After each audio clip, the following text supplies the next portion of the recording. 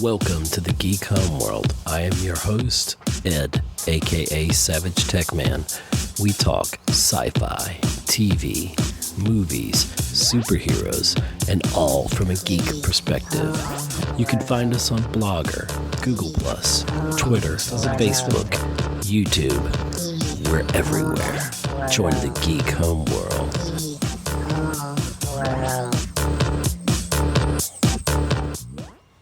Hello, everyone. I am Kal-El of Krypton, and I finally got my movie. Welcome to Zack Snyder's Justice League. I've got my friend Scott Schreiber here. Welcome. Thank you, sir. Happy to be back. Happy to have you back, sir, and taking time out of your busy schedule. And we're going to talk all about Zack Snyder's dream come true, his opus, his Justice League. And we get it 4 or 5 years later, something like that. Yeah, like 2017 to 2021. And it's so okay. Let's just overall, I'll let you start. What were your thoughts of it overall? Well, it was definitely a different story. It was amazing what two different visions there were, and we had read that all along, but to actually see it now on screen and to see how things were just chopped up and moved around, and like the whole, I was just thinking about the whole Aquaman scene at the beginning. Doesn't that come like midway through the original cut? Like he doesn't even go see. I've blocked out the original film for a lot of reasons. I know it's been so long since the original cut. I don't remember much about it, but I seem to remember that, and there were some scenes here and there that I remember and be like, okay, I remember that, but most of it obviously was fresh that got left on the cutting room floor, and I really enjoyed it. I liked the structure. Because when I first heard it was a 4-hour long film, I was kind of like, oh God, really? We're going to, that's ridiculous. But then, he breaks it into chapters. So you don't have to sit all at once and watch it. You can be like, okay, I just watched, parts 1 through 3, and I can, watch the rest tomorrow. And I digged it. I like the way he did that. It's kind of a game changer too. Like we might be seeing more stories told this way. Yeah, and for it to come out in a time of we're still in the pandemic, hopefully on the ending side of it, and theaters not to full capacity, it's kind of weird, had this come out, released a Snyder Cut, had this come out years ago, it might have been at maybe 2019. It would have been a different story. We'd be talking about what was the box office, and now there's no way to even measure box office because there isn't any. It's streaming. Well, no, especially when Bad Boys and Tom and Jerry are your top grossers. I mean, no offense to those films, but it's just kind of like what a year for the box office, huh? Yeah, almost a year and a half. Almost, but it's slowly coming back to life. At the year point right now. It's been March 16th is when everything kind of closed down, and it's March 21st when we're recording this, 2021. So for the future, there we are. But it's just weird. Captain's log, exactly. Search for their intelligent life, none found. Beam me up, Scotty. My thoughts on it. Never heard that. At one point I said out loud, am I watching a masterpiece of creativity, or is this just something else? I had to kind of separate myself from the excitement of, has this been worth the 4 years of released a Snyder Cut? And I have to say, yes, it was a different film. We know, everybody knows the story, but I'll make it real quick. From what I've seen and what I've read about it, of course, Zack Snyder's daughter, she passed away, and Zack had to walk away from the film, and that was at the same time Warner Brothers was trying to do a course correction because Marvel had just released one of their films, and it was in the $1 billion range. Might have been Infinity War. I'm not sure of the timing of which film. And, when you talk about a Justice League film, bringing all those characters together from the DC universe, you expect $1 billion, you know. And Zack Snyder originally had the concept of 2 films. And little did I know from watching this that the 4 hours and I think 1 or 2 minutes that this film was, Zack Snyder's Justice League, that it left it open for hell another film. You know. Well, I believe that I read that his original plan was 5 parts, and although I guess this one could have been 2 of those, though I guess it could have been 2. So at least he have one more that he could do, and I think the fans are going to ask for it. Like, I really do think that they're going to ask for it. Someone's going to. Well, I wanted to see Darkseid come through and fight. I mean, I want Superman and Darkseid toe to toe. That's what I want to see. I want to see him on mega beams, not just underwater in Atlantis, you know, like we saw. I want to see that, you know, him and Supes duking it out, and like they do in all the great animated DC features that they have.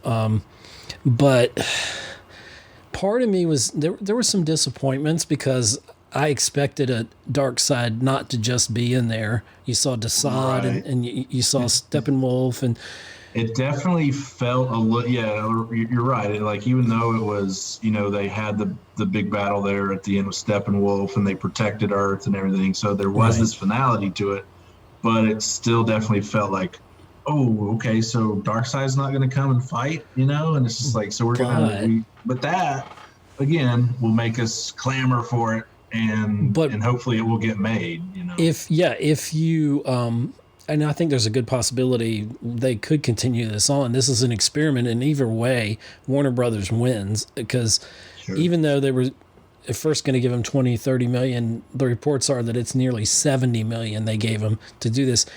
And I wonder if this opens up for other directors who didn't get to finish. Don't tell Scorsese, anybody, or we'll get Irishman. The Irishman will get like the 12-hour version. And we need that 12-hour. That will not play on your cell phone or tablet. Will only play in theaters. But part of it felt very self-indulgent, and I don't know, if somebody gave me $70 million to complete what I had in my mind and on my storyboards, and I mean, he literally walked out of, when he left the project, he walked out with a complete black and white copy of the film, uncut. Some scenes, you know, were done here. It was very incomplete, couldn't be shown on television or theaters, or it was totally undone in its current state. And he's like, and Zack Snyder's like, well, you know, I'll show it to some of my friends, have them over Friday night, we'll watch it, you know, and this is what could have been. And he's never seen the original Justice League that he started filming, and that they brought Josh Whedon in, who tried to Marvelize it, you know, and it did not go with the flow. And see, that was part of it. The Warner Brothers executives, they were changing course right in the middle because of the fandom that was like, we're not liking this, you know, even though the fatal flaw with the Justice League, if I'm not mistaken, was, you know, most people complained about they didn't set up the other characters. Right? And it was just basically like, all of a sudden, here's Flash, Aquaman, Cyborg. But with this cut, that's rectified. Like, he spends a lot of time on Ray all Fisher three of them, is basically, especially Cyborg. Like, Cyborg, you could argue Cyborg's the main character. That's exactly what I was going to say. Ray Fisher was right about this, you know, in that sense. And there was so much of his stuff that was on the cutting floor, it was disgusting. You know, it was and they had quote unquote an injustice to his character. Wheaton and Fisher didn't get along, correct? Yeah, there were some deep-rooted concerns there between them both, but which we're not going to get into because I don't know the whole story on both sides of it, but I feel like this is, I'm trying not to say justice, but this is justice for him, for Ray Fisher, and seeing his character. And Cyborg was always an interest when they introduced him in the comics and in the animated series, which one thing that DC has always done well is their DC animated features. They are top notch. Almost everything they've done, which you can see on HBO Max now. And but I felt at times, though, the setup, I was an hour and a half into it and we're still setting up characters, you know, and I thought if this was an actual 2-hour movie, like 2 2-hour movies, you know, split in half, the majority of the first film is setting up the characters, which is fine. And we got extra scenes like the Wonder Woman scenes. For me, the CGI didn't work. It looked like CGI. Right. There's that one battle where like Zeus comes in and he's clearly CGI character, not an actor. And yeah. Is that like the Lord of the Rings kind of feel I got to it? You know, that's which my wife doesn't watch Lord of the Rings, and I was just like, this is kind of Lord of the Rings. I know you don't get that reference, but this is kind of what that is. I got that. I get what you're saying about when you said self-indulgent. Like there were definitely some moments where it's like he Scorsese'd it up. Well, he uses that slow-mo. Like, and you know, there are a decent amount of people that complain about how much he uses slow-mo too, and I get that. Sometimes it's very effective. There's one scene, I guess it's when Wonder Woman's mother and they're defending the box, and she's running through everything, and it's an action scene, and she's going slow through it, and it just didn't feel right. But well, part of that is to show speed, and to show the actual speed of them, you have to slow it down. It's kind of like, because if you put it at the actual, you know, but I get that with the Flash, but are we saying that Wonder Woman's mom is as fast as the Flash? No, definitely not. And that leads to another part. This sets up, and I hadn't thought about this, but Barry realizes, I love the fact, because you saw just like Cyborg's whole history was cut out, so was that wonderful scene with Flash saving Iris West. Yeah, you know? That was another, And it made me like Flash's character better. But this reminds me, basically, at the end of this movie, well, not the end of it, but the end of the main part of the story, they lose. And then, but Flash he's doing the circle to create the electricity to while Cyborg's doing whatever with the mother box there, and he realized, and that's when Cyborg goes in and he's tempted by if you notice, like it looked like three they call them mother boxes because we're like three female entities, like one in each box, and that's why they call it the mother box. And people that are in the comics know it a little bit better than I do, but it showed him the perfect life he could have, Cyborg, if he changed things. And when Flash got shot in the leg or whatever, it kind of disrupted the time flow, and so it disrupted the electrical charge and what Cyborg was trying to do to I guess close what they call a boom tube or whatever, that Steppenwolf comes through and that Darkseid was going to come through and all that. And you see basically they get all destroyed, but then Flash realizes he gets up and starts running again, and then he realizes he can go so fast that he can change the future. And you kind of hear these voices telling him that. And so I think when we get to the end of that, because you see Superman come back to life, you see everybody kind of get undusted in a Marvel sense. Did you pick up on that? So he actually time traveled there in Zack Snyder's Justice League, and he changed the future. Did we not? And we saw that a little bit in the epilogue. Well, in Batman vs Superman, don't we see Flash warning? Right. Let's say Batman. Right, like he has that, and they mentioned that in here, and he's like, "This is where I was sitting when Flash came through and said Lois is the key."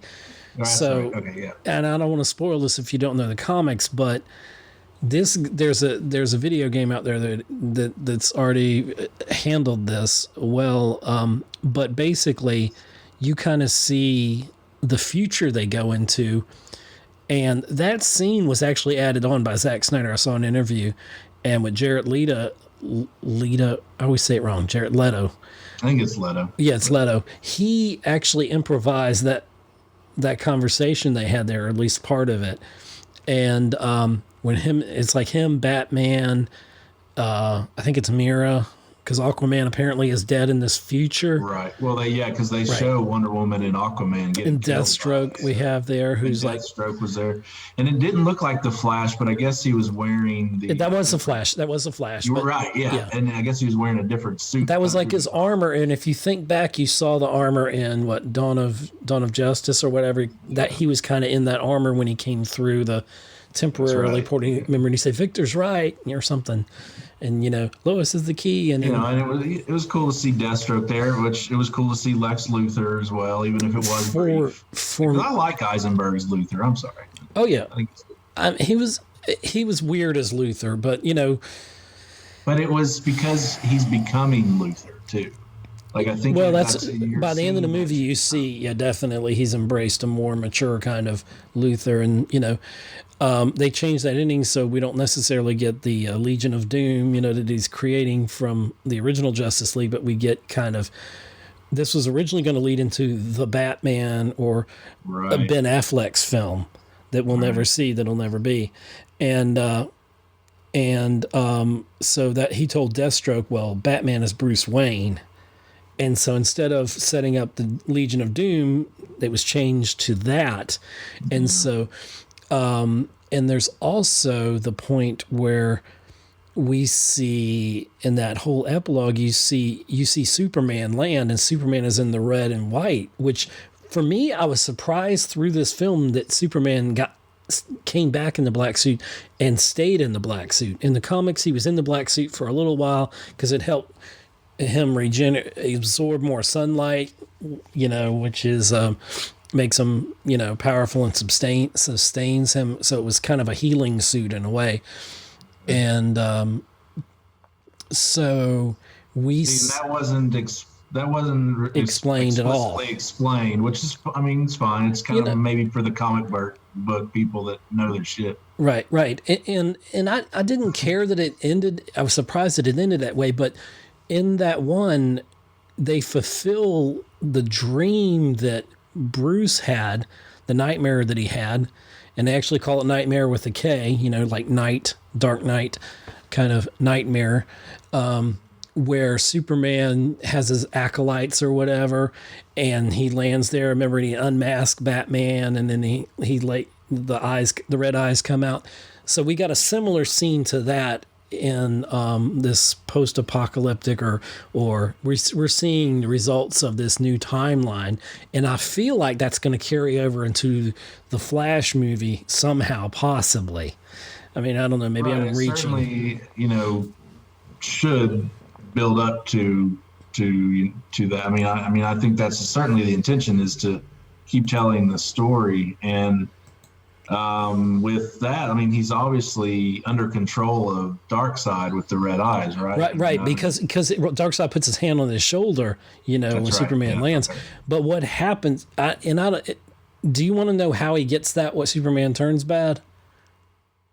Is that going to ruin it for you, or are you going to care? Yeah, let's leave that. Let's leave that. Okay, but it's. I've already mentioned it without you realizing it, but yeah. But no, it was. I also, just to go back on, I loved that you got much more of the Flash and Cyborg in this. Totally, yeah. And because you really do, it's earned because really they're the two that really saved the day in a way. If you really think about it, True. And so you really have to build to that and earn it, and getting their backstories and giving enough time. That scene where Barry saves Iris, I don't know how you leave that on the cutting room floor. I know that was spectacular. There. From that scene is there. The finger and it just from that, and the glass shatters, and then he goes out there and oh god, that's where the slow motion works perfectly. Right. Yes. That's a case where it works great. So it just kind of baffles me, what the studio or whoever was thinking in the editing process. They were looking at leave that scene on the cutting room 2 hours. Anyway. Okay, it has to be a 2-hour film. No one's going to sit through a 2-hour film. But they said for 3 hours of Infinity War. Was Wonder Woman not more of a badass in this than the other two films? She's throwing people around with such She blew up a building. She killed that guy. Yeah, that was He kind of deserved strange. it. See, that's why this isn't a masterpiece. There are moments like this where, like, she was trying to save him from blowing up that building, but yet she blew up that building. Yeah, and Anyway, but I'm sure I some rock digress. and I just shrapnel want, hit like, some of those cops and messed up some police yeah, cars. exactly. Someone surely died from shrapnel out there. But But not to take down Patty Jenkins, but I hope she was paying attention to this, like with the action scenes for Wonder Woman, because like when she is Wonder Woman's kicking butt in Justice League, she is absolutely annihilating people with such speed and ferocity that you do not see in the Patty Jenkins films, which it makes it kind of feel disjointed a little bit. But this is the Wonder Woman we want to see, like in these action films. Some of that scene that we saw an elongated version of that. But some of that CGI does not hold up well because she's moving so fast it's like obvious. You know what I mean? It's like it was still good. It was still good. It was I'm not she was badass and Wonder Woman is badass and there were parts of the scene where Clark comes back to life when they resurrect him and he's fighting and the rest of the Justice League, and I like those scenes there, and there wasn't too much that they added to it, but there were a few shots that they added in there, and they did cut out the dialogue that I'm used to now. He's like, that I thought was good, and maybe that was a Josh Whedon thing, but he's like, you won't, when he said to Batman, and he had Batman in his, this time he didn't have him like right here and said, you won't let me live, you won't let me die. And tell me again, do you bleed? Because you remember that was a throwback to Batman versus Superman, where Batman says to Clark, "Do you bleed?" And you will, So I kind of missed a few of those, parts of the other Justice League, but I don't know. This, I think the most happiest I am about this is for Zack Snyder, that he got the chance to fulfill that dream, and it was dedicated to Autumn, his daughter who passed, and so it just feels like a really good sentiment for him to complete his vision, and he got to add on some extra stuff. And Zack Snyder, in a recent interview that I saw, and it could change depending on the success of the film or whatever, or which way DC wants to go with things, but because we have the Robert Pattinson Batman coming, and we have the Flash movie with Michael Keaton's Batman's going to be in there, and Ben Affleck's going to show up as Batman in there, and it's going to be interesting, So did they keep Ezra Miller as the Flash, or did they replace him?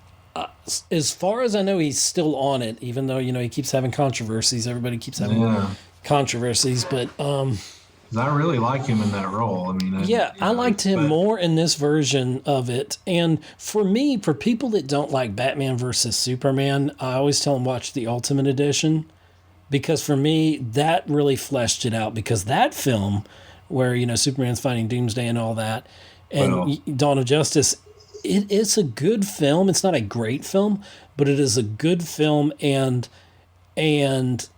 even though I don't like how dark Superman is through the Zack Snyder films, I kind of miss seeing Superman in the traditional colors. I was hoping we'd get that in this version. But the coloring on this, we didn't have that red coloring, and the bad. I'm not a. What do you call it when you color coloring, or I can't think of the type. What I'm trying to say, but what I'm trying to say is, how everything was red in the whole original Justice League. Kind of, it was this apocalyptic looking look. I liked that the colors were kind of fixed in this, quite literally speaking. The color of the film, the backgrounds, the sky wasn't red, is what I'm saying all the time, and but. I don't know. There were things I liked about it, things that were, but I felt like it was. I'm just glad that Snyder got to do this, and maybe he'll get to unique. keep telling you're right. Like you want your vision to be seen, like, and that's the good thing for Zack Snyder. He finally got his vision out there, and I mean, I think that there's a good chance, especially I feel like the reception to this has been very good. People have liked I think it. so. So I believe that he'll get a chance to finish this. I believe the actors would probably be all for it. I would think. I mean, I would assume so. Apparently, but, and so hopefully he gets to. I know that he didn't think that this would ever happen. So maybe we can get him to do future films. But it does just muddy the water. It can be a Pandora's box, though.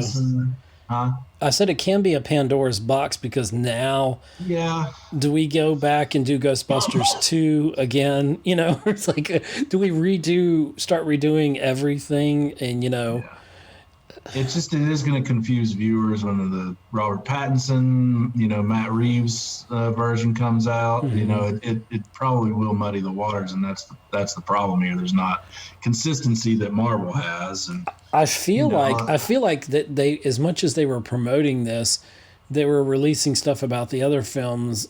It felt like almost to sabotage this in a way, but I don't know. Well, hopefully this, like, DC's had a few wins here recently.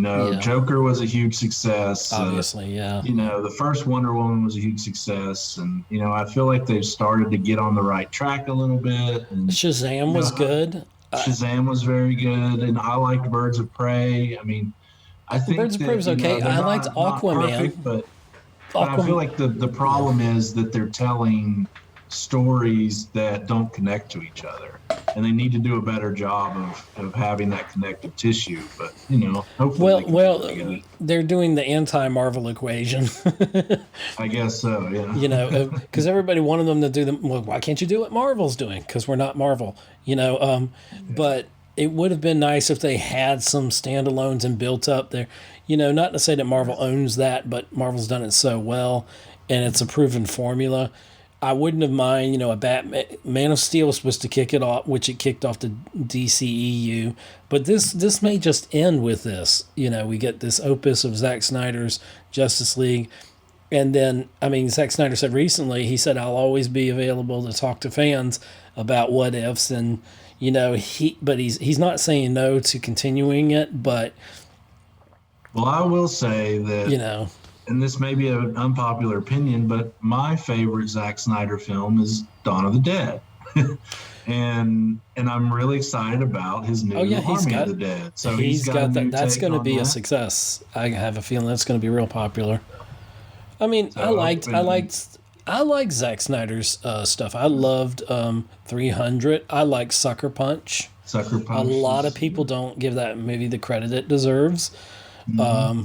I know I'm forgetting some obvious Zack Snyder. Watchman, my God. Watchmen is a classic. It's probably one of the best comic book to film screen adaptations, almost, page for page. It's its own thing. It's an anti-heroes kind of story. There'd be no The Boys if there wasn't Watchmen.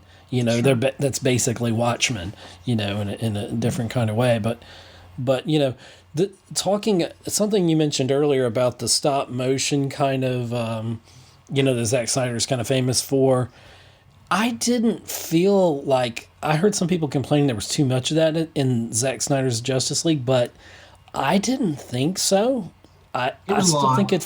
I don't know. It may be a fine line of too much, but there was a lot. And maybe that's where some of the CGI went wrong for me in the switching between the normal speed and I don't know, but it didn't bother me as much as I thought it would.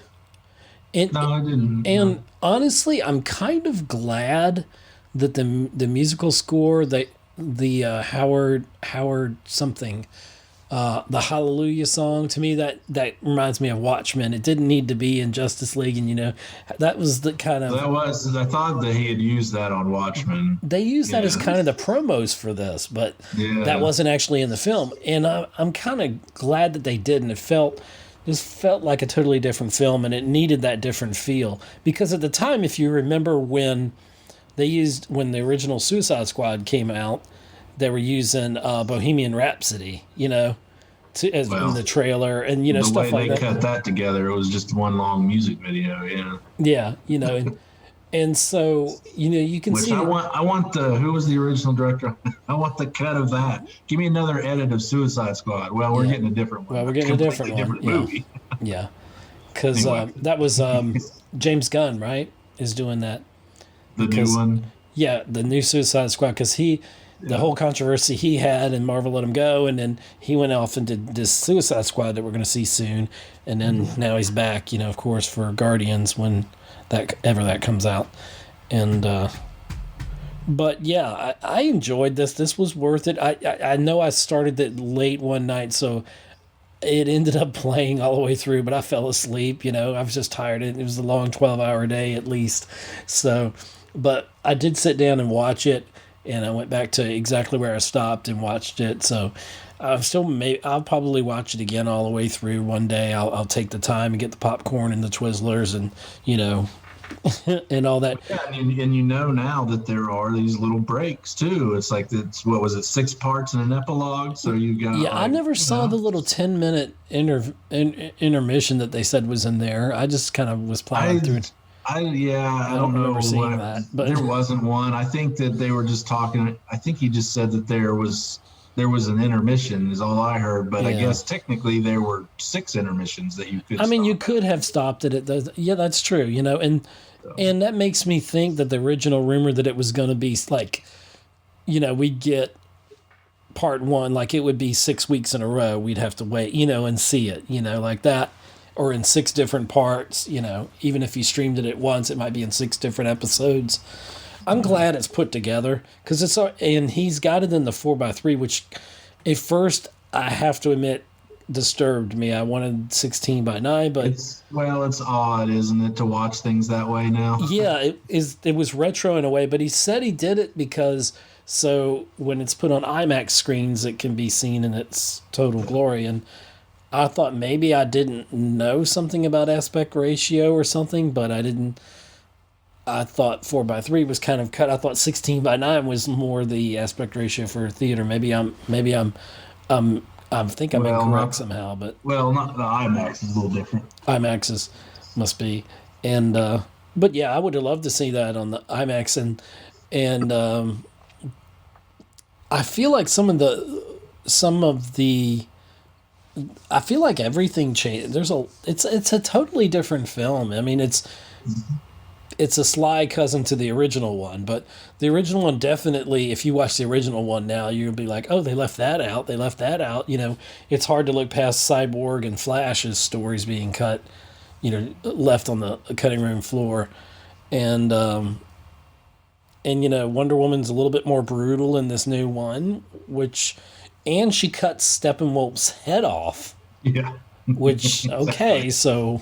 she is a badass in this. Yeah, and that's what she's every bit is, I don't know if she's actually as powerful as Superman, but she's damn near close. She went toe to toe with him there. Yeah, she definitely could. Yeah, they headbutting each other, and still one of my favorite scenes is like when Flash is going by there, and they kept that in there in that fight scene when Clark comes back, and then while he's fighting off the entire Justice League, you just see Superman's eyes just go right to the side, and like Flash is like, what? He can move like I can, and we didn't have the silly mustache problems how the first one began, where they had to digitally remove his Mission Impossible Fallout mustache, and that never bothered me. It looked weird, but I got past that in the original film. But there are a lot of Easter eggs, I'm told. I have to go back and watch on the walls, and even in like the credits, I'm told there's a bunch of Easter eggs there, and I didn't watch it close enough to notice what the Easter eggs were. But I don't know. All in all, it was a really good experience. I know I'll watch it again. I imagine it'll live on HBO Max for some time. And thank God they didn't make us pay for it. It did bring a lot more subscribers to HBO Max, which I'm already subscribed, but still, you know, this is their big game plan. So even if it does terribly and people hate it for some reason, they still kind of have. It's been a big commercial for HBO Max, so it's a good way to kind of launch and give more validity to their programming. But I mean, HBO Max has solid programming. Yeah, they're gaining ground on Netflix, I'd say, and Disney Plus. They're definitely up there. They signed that deal with Warner Brothers where with new releases they get to show them for a month. Oh my gosh! So like Judas and the Black Messiah and The Little Things and what else came out? Tom and Jerry and like all those are available. Kong versus Kong, which got pushed back to the end of the month because of Justice League, which I'm fine with. But one of the best trailers of the year. It gets you excited, doesn't it? It totally. The last trailer, especially. I mean, I was like, wow. I wanted to do a reaction trailer to that because I was like, wow. Well, I know all the power to HBO Max, but I suggest you safely go to a movie theater and see Godzilla vs. Kong. You got to see that on the big screen. Yeah, that's one of those that it has to be seen on the big screen, and I feel like it's definitely one of those event movies. I mean, and if I can make it to an IMAX, that would be even better. Just to hear, just the sound of the punching and the, and the Godzilla growl or whatever. That's certainly my plan. We've got, and I'm lucky enough to have an IMAX that is open right now, so I'll be seeing that on the IMAX for sure. So worst case, I'll be seeing in Big D or Big D, man. That's still good. Yeah, that's pretty dang close to IMAX. Last film I saw in Big D, it was the ceiling was rattling. The bass was so. I was like, it definitely did when we saw Tenet there. Which Tenet's coming in May, I think, to HBO Max. I think, even though they're not the best of feelings, supposedly. No, Nolan's been vocal about that, and I don't blame him. I mean, we want the theater experience, but I feel like you can still. There's still room to coexist there. People that want to go to the theater are going to go to the theater, and Tenet, 2 Oscar nominations. That despite the poor reviews of the story, it still was. What do you know what the nominations were for? Was it sound? That? What were the nominations for? Sound. For visual effects and production design. Yeah, which I thought. I had a feeling that they would not get sound because of all the people complaining about the sound. Yeah. So it was pretty enormous. It was pretty, But the production design and visual effects really do deserve it. So I hope it wins one of them because I really do like the film. It took me 3 times to understand it, but I did like the film. So. It shouldn't have to work that hard on the film. No. But you know what? If it makes you go back and watch it 2 more times, then that's right. Then they win. Right. So, gosh. Any other thoughts about Justice League? It's a solid B+ in my opinion. I mean, there are definitely some dialogue, some cheesy dialogue, some things that are kind of like. Don't make that much sense, but again, it's a fun comic book movie. I love the tone. That's something we didn't really touch on. The tone. That the tone was so different. Like Zack Snyder uses that, like he has those choice of music. He's he's kind of like Tarantino in a way. He has these unique choices of music that he likes to use, and it's very haunting in parts. And so it's a solid thing, and I didn't think I'd dig a 4-hour long movie. But again, like I said, like it's kind of a game changer. Yeah, I was afraid you weren't going to give it a chance because of the length of it. I'm sorry. I felt I was afraid that you might not give it a chance because of the 4-hour length. Yeah. But I'm but I glad think you it's did. cool. Like, I was talking to a buddy that works with me, and he's pretty comic book savvy person, and he's saying how this is kind of how comic book stories are supposed to be told. You're like, you take your time and you set up these Oh events, yeah, and it builds totally. to a bigger event, and then you have this epic event. And then That's you have the something Marvel's crossover done really event, yeah, well. and then you have the Crisis Yeah. on Infinite Earths or whatever. I don't know. So I don't know. I was really pleased. Yeah, was it? Okay, I got to ask you this question because I heard Okay. this online and it made me think about it. The moment when do you? Okay, the question is, does this what I'm about to explain lessen the interaction between Lois and Martha Kent because Martha Kent goes in there to Lois's place and they talk. They have this wonderful conversation, and then when It's Martha leaves, you see the red eyes, and then it's Martian Manhunter. Of course, I love seeing Martian Manhunter. He's like one of my favorite DC characters. But question is, did that lessen the moment in the between? moment. It did not for me because it still gives you that interaction.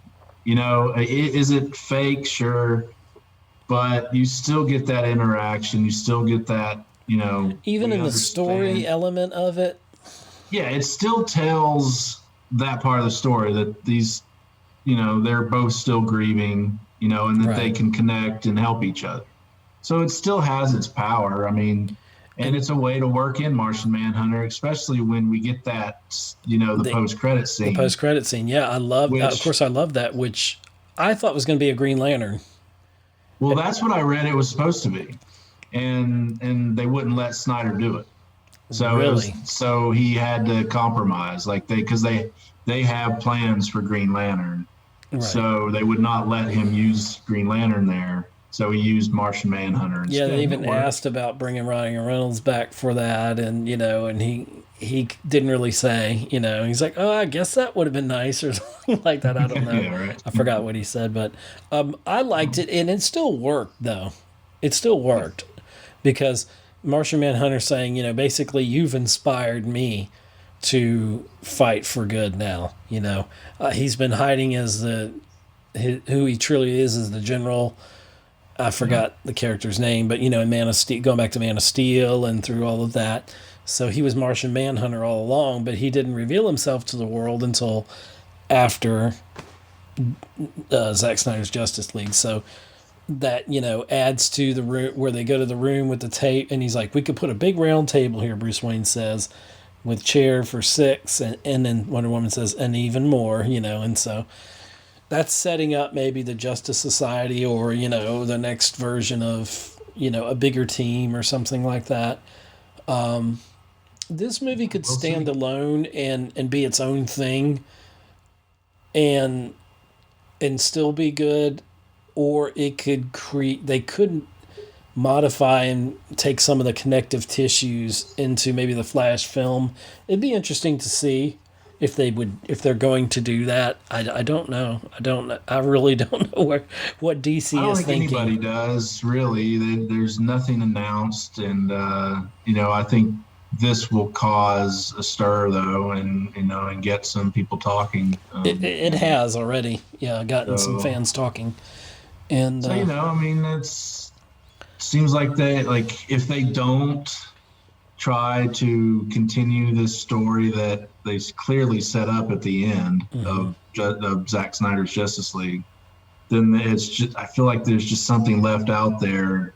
It's just like that low hanging fruit that you're not getting, and you just have to do it. It's like Like, you can't set up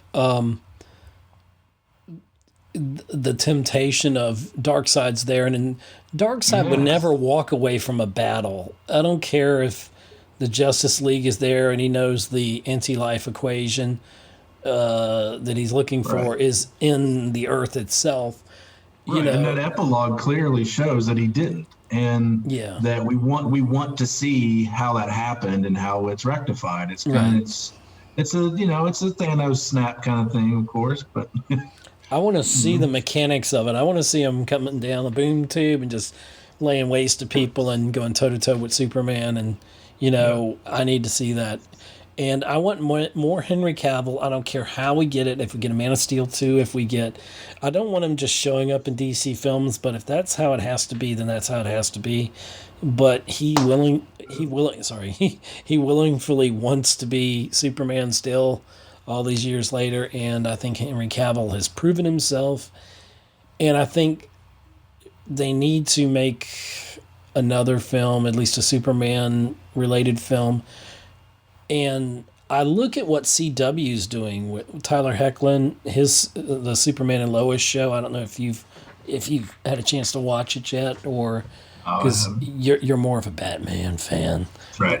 And I'm obviously more of the Superman fan, but still, it's done really well, and it exists outside of any kind of. It's connected to the Arrowverse, Superman and Lois, but it's kind of real world Superman, has to deal with being a father and this and that and different things. And it's got a little Smallville in it, and it's got, it's interesting. It's more down to earth, but I like the way that show is going. And I wonder if we get a Henry Cavill Superman that's more, back in the red, the suit he's supposed to be in. And, well, I think it's pretty, we didn't mention this either about Justice League. It's pretty heavily implied that Lois Lane is pregnant. So, that's another storyline that they would have to deal with. That's one of the things I can't say that you asked me not to talk about. That leads to something else. The thing. Like, I don't know the comics, so it's I don't want to spoil it for you, but the people that know the comics will tell you. You'll understand why Superman turns evil, at least for a while. But yeah. So well, I'm gonna go read the comics, or at least what do they call those? Cliff notes? I guess. Wikipedia. There we go. Yeah, I'm sure somewhere on the internet somebody's talking about it. Well, anyway, well, thank you. If there's nothing else. No, that was a good conversation on Justice League and many other things. Zack Snyder's Justice League. They have released the Snyder Cut. Yeah, it's Zack Snyder's Justice League. It's not Warner Brothers. It's Zack Snyder's. That's okay. Yeah. It works for me, and I'm gonna watch it again, and I'm glad to have seen it. And it certainly makes me want to rewatch the first two. I'm glad you said that. Yeah, Man of Steel. I watch a lot of John Campea, and Man of Steel is like one of his favorite superhero films. Is hands down his favorite Superman film, and Henry Cavill's his favorite Superman, and he's like, I love Christopher Reeve's Superman, but we're not going to see that kind of Superman anymore. We're going to get the Michael B. Jordan version, possibly. I'm not sure how I feel about that, but there is a character related that's close to being Superman, that's not Clark Kent, that could work, and then we could still have Henry Cavill in. See, if anything, with the Flash movie is showing us that we can have Michael Keaton's Batman, we can have Ben Affleck's Batman in there. So why can we not have Michael B. Jordan Superman and have, Henry Cavill Superman? I'm all for it. If we're doing and they said multiverse in the film, so they mentioned multiverse. They sure did. So it's setting up a lot of things, and so. I'm all for it. The more the merrier. I want to see as much DC as I'm seeing of Marvel, and loving it. Exactly. It's a good win for DC. And I was always a DC guy growing up. Again, I didn't read the comics, but just watching film and TV shows growing up, I was definitely a DC guy. So it's nice to see DC kind of picking it up here, getting their game going, and it was. I've seen some of the weird things about Justice League. Like, I don't get the ladies that were singing the song for Aquaman, and the girl picking up and smelling his fish smelly sweater. Yeah, it had to reek, right? Yeah. I don't get that, but it just seemed kind of an odd choice. I don't know. Now maybe that, but you see, Well, like, that's one of those slow-mo Zack Snyder trying to make you feel some kind of a weight of emotion. So yeah, maybe slowing down the pace a bit. But we got William Dafoe in there, and that's always good to have the Green Goblin. I mean, show up. right, and it's kind of cool to see that there were, they introduced these characters or tried to, Right. before the Aquaman movie actually happened, and so it was like they were there, they just weren't used. Like I don't remember William Dafoe being in the original cut. He was not. It was on the cutting room floor. So, yeah. But that would have tied in that whole scene that we saw would have tied in and led into Aquaman. So now it kind of gives you the little bit of backstory. Doesn't he say at the end, he's like, I'm going to go see my father, and that's exactly how the movie begins, right? Exactly, yeah. And I still think that visually that may have not been a great DC film, but I enjoyed Aquaman. I liked what they did with the character, but the cinematography and what James Wan did with that film, I thought was gorgeous. Because I remember seeing it. Like that was one of the last movies I saw in 3D. Yeah, we saw it in the IMAX. We saw it in the 3D IMAX. It was awesome, yeah. Yeah, I just remember it being like visually like wow, and so anyway, that kudos DC, and thank you Warner Brothers for letting Zack Snyder get his vision across, and the fans are happy, and so we'll see where it goes, and I guess the next thing we'll see is the Batman. We'll get into some interesting stuff. All right, well, let me roll my outro here for the show, and thank you, Scott Schreiber, for joining me here on Geek Homeworld podcast. We're on Twitter at Geek Homeworld. We're on YouTube. Hit that subscribe button, that like button, do all that stuff. Tell all your friends about it. Do it. Like it. Do it. Run from it. It's destiny finds you. No, that's Thanos. Alrighty. Goodbye. Thanks for listening to another episode of the Geek Homeworld with your host, Savage Tech Man. You can find us on Libsyn, Google+, follow and interact with us on Twitter, like us on Facebook, listen to us on iTunes and leave a review, subscribe to us on YouTube, read our thoughts on Blogger. See you again on the Geek Homeworld.